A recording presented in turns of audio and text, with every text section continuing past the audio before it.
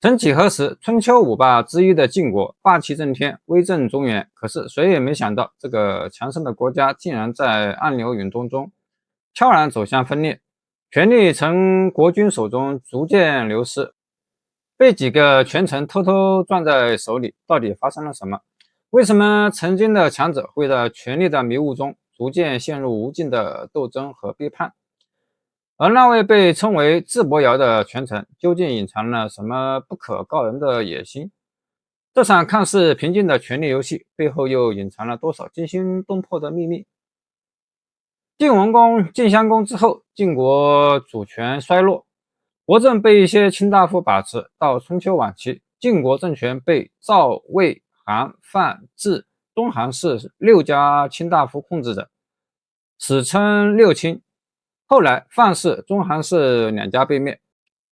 到晋出公时，晋国只剩智伯瑶、赵襄子、韩康子、黎桓子4家大夫把政，4家中以智氏最强。晋出公不甘心当傀儡，秘密地向齐鲁2国借兵，试图除掉世卿。没想到齐鲁2国不但没借兵，还把这消息告诉了智伯瑶。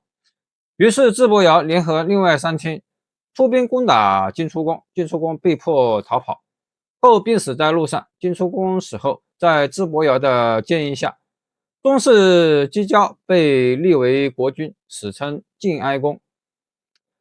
智伯瑶与晋哀公的父亲有私交，他利用这层关系影响和操纵哀公，从而控制了晋国的大局。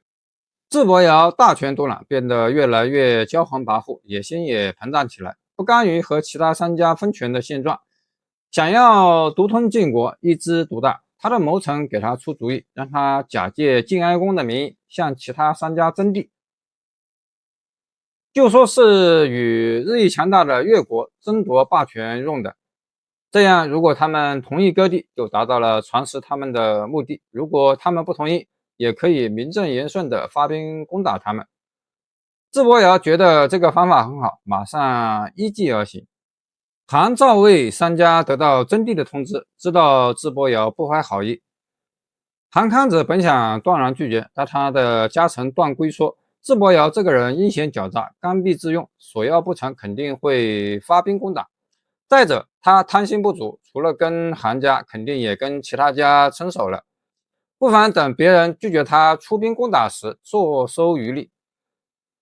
韩康子觉得这方法可行，便决定先受点损失，伺机而动，因此派使者给智伯瑶送万家之役。智伯瑶见韩康子这么容易就交出了土地，满心喜悦，就等着魏使也把土地送来。魏桓子当然也不愿意把土地分给智伯瑶，他的谋臣任章跟他分析说，智伯瑶轻易得到土地，一定会更加的骄傲狂妄，不可一世，那时必然轻敌。而失去土地的各家联合起来，对付一个骄傲轻狂的敌人，结果不言自明。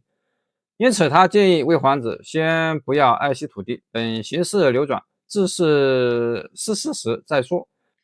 于是魏桓子也给智伯瑶送了万家之役。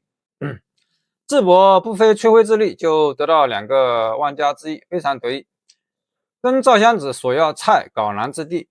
赵襄子早就与智伯瑶结怨，当年智氏率军伐郑，赵襄子还是赵氏世子。进入都城时，赵襄子曾受到智伯瑶的侮辱，赵襄子对他早就怨恨不已。后来智伯瑶还曾干预赵家家政，企图动摇赵襄子世子之位，赵襄子对他更加愤恨。这次智伯瑶所地，襄子断然拒绝。智伯瑶当即联合韩魏2家，想以3家的军事一举消灭赵氏。赵襄子见形势于己不利，召集众人商议退守，以避敌锋芒，最后选定退守晋阳。赵氏为防备不测，对晋阳经营多年。当初范氏和中韩氏支持邯郸叛乱，赵简子就曾退保晋阳。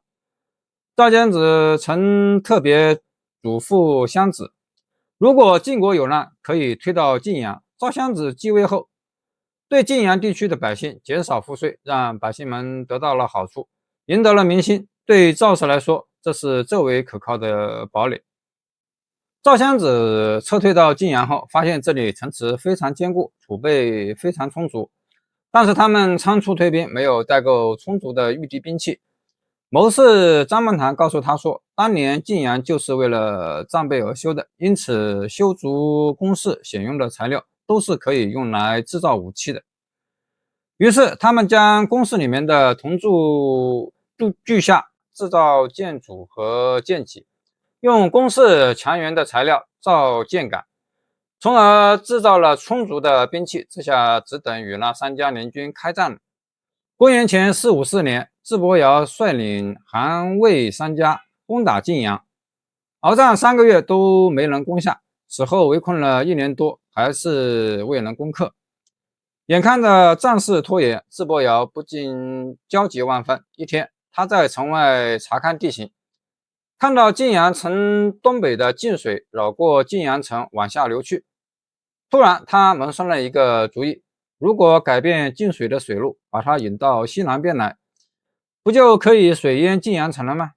有了主意，他赶紧下令兵士们动工，在晋水旁边挖开一条河道，直通晋阳，并在上游筑起水坝拦水。不久，雨季来临，上游又有堤坝拦截，晋水被蓄积起来，水位猛涨。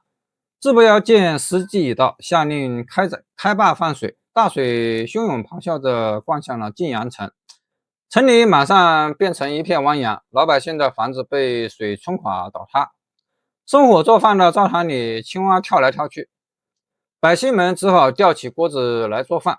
后来城中粮食耗尽，竟到了一子而食的地步。尽管如此，百姓们依然支持赵襄子的坚守，不肯投降。智伯瑶觉得攻破晋阳城指日可待，得意地带着魏皇子、韩庚子查看水情。智伯瑶对自己的这个计策非常得意，忘乎所以地说：“现在我才知道，谁也可以灭亡一个国家。”这话让魏韩二人心里一惊，马上联想到自己的城池。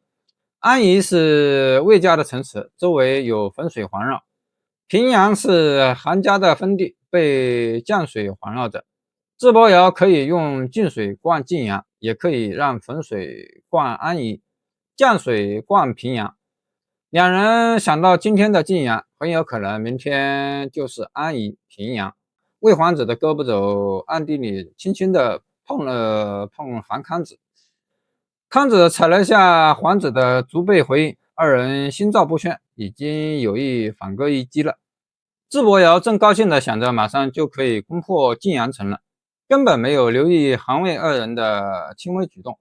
但是他的臣属妾次注意到韩魏二军面露忧虑之色，他分析说，当初三家约好攻灭赵氏后平分其土地，现在晋阳城将破，二人却一点都不高兴，肯定是顾虑到自己的利益，有了顾虑，他们一定会反叛。智伯瑶不相信妾次的说法，甚至把他的话告诉了魏皇子和韩康子。韩魏二军当然不会承认，智伯瑶就相信了他们。妾次为了避祸，请智伯瑶把他派到齐国出使。晋阳城形势越来越严峻，赵襄子担心，即便是百姓支持，也要守不住了。危难时刻，他与张孟谈谋划，派张孟谈去策反韩魏二军。张孟谈潜出城外，见到正在游鱼的二军，三人一拍即合，约定里应外合，一起消灭智氏，然后平分智氏的封地。赵襄子已经与韩魏两家达成共识，智伯瑶满心以为很快就要攻破晋阳城了，对此一无所知，仍高枕安眠。第二天夜里，赵襄子派军卒悄悄杀死智伯瑶守堤的士兵，掘开水坝的西侧，晋水反冲向了智伯瑶的军营。军营里当即乱作一团，熟睡中的智伯瑶被混乱声吵醒，这才发现兵营里面全是水，他不知是怎么回事，一阵惊慌。这时四面八方响起喊杀声，赵军从城中杀出，韩魏二家从两边夹击，已经攻进了智伯瑶的军营里，智军大败，智伯瑶自己也被杀。这次战斗结束后，智氏被灭族，赵、魏、韩三家瓜分了智氏的领地。公元前403年，韩、赵、魏三家派使者去见周威烈王，要求把他们封为诸侯。周天子早已名存实亡，知道就算不同意也没用，反而自己尴尬，不如顺从了他们。于是正式封韩、赵、魏三家为诸侯。三家分晋之后，中国历史进入战国时代。春秋五霸之一的晋国灭亡，韩、赵、魏再加上秦、齐、楚、燕4个大国，形成了历史上的战国七雄。